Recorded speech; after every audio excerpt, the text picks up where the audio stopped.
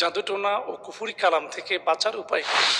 আমরা অনেক সময় অনেকের কাছ থেকে ফোন পাই, শুনতে পাই যে হুজুর আমার জন্য জাদু করেছে, আমার উপরে তাবিজ করেছে, বান মেরেছে, কুফরি কালাম করেছে, এজন্য আমার সংসারে অশান্তি আর অশান্তির, স্বামী স্ত্রীর মধ্যে কোনো মিল নেই এবং স্বামী স্ত্রীর মধ্যে মহব্বত নেই, ভাই ভাইয়ে, পিতা পুত্র, নানান ধরনের সমস্যা জর্জরিত।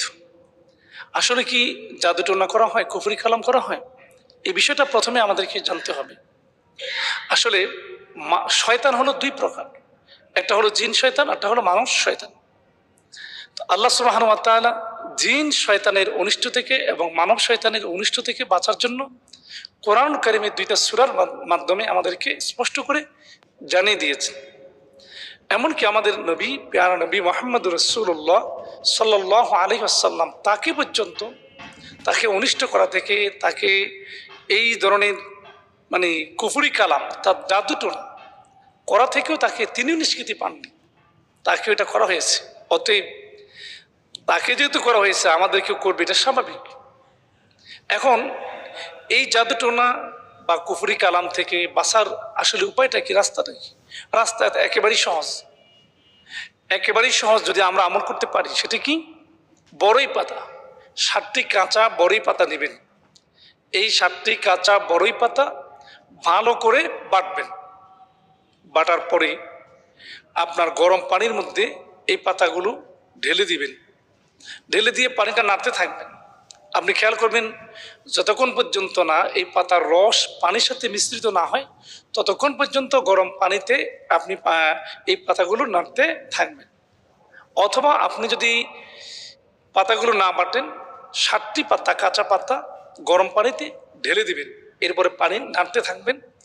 পানি কিছুক্ষণ নাড়ার পরে যখন গরম হবে, সেখান থেকে আপনি 3 ডুব পানি পান করবেন।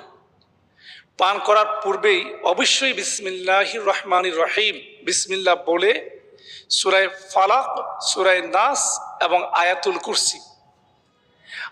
কুরসি পাঠ করে 3 ঢোক পানি পান করবেন।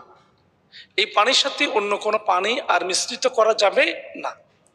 বাকি যে পানিটুকু থাকবে, অর্থাৎ আপনার পাতিলের মধ্যে অথবা পাত্রের মধ্যে যে পানিটুকু থাকবে, এই পানি দিয়ে আপনি গোসল করে নেবেন।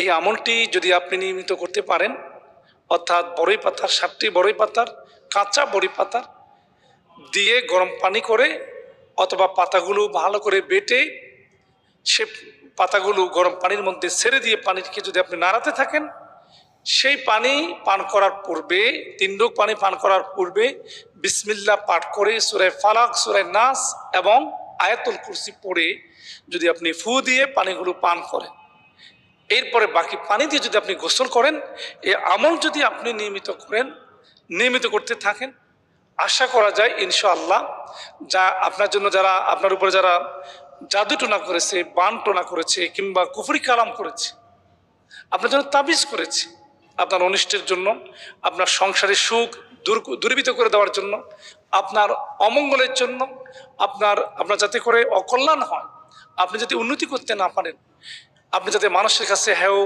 থাকতে পারেন, ছোট হয়ে থাকতে পারেন, খাটো হয়ে থাকতে পারেন, এই জন্য মানুষরূপী কিছু শয়তান আপনার পিছনে এই কাজগুলো করে থাকে, যা স্পষ্টভাবে হারাম, স্পষ্টভাবে নাজায়েজ। এই কাজটা অত্যন্ত নিন্দনীয় কাজ, জঘন্যতম কাজ। এই কাজ যারা করে সমাজের মধ্যে, তারা সমাজের সবচেয়ে নিকৃষ্ট মানুষ। এই মানুষগুলো যত ইবাদত বন্দেগী করুক, যত নামাজ, রোজা, হজ, যাকাত ইত্যাদি পালন করুক না কেন, মানুষের হক, মানুষের অধিকার নষ্ট করার কারণেই কিয়ামতের মাঠে এরা কিন্তু মারাত্মক জবাবদিহিতার মুখোমুখি দাঁড়াবে, জবাবদিহিতার মুখোমুখি হবে।